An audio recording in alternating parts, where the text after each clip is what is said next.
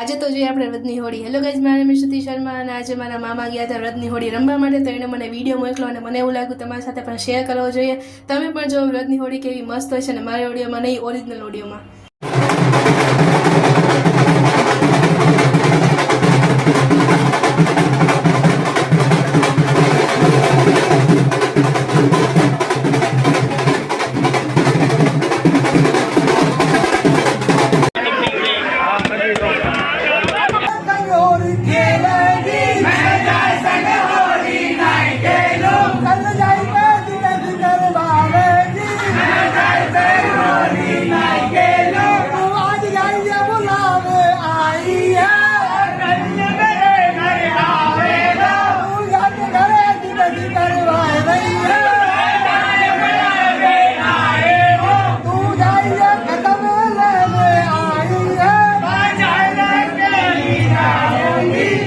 खत्म कर उतार ना जाए घर में बैठ के याद कर रही हो।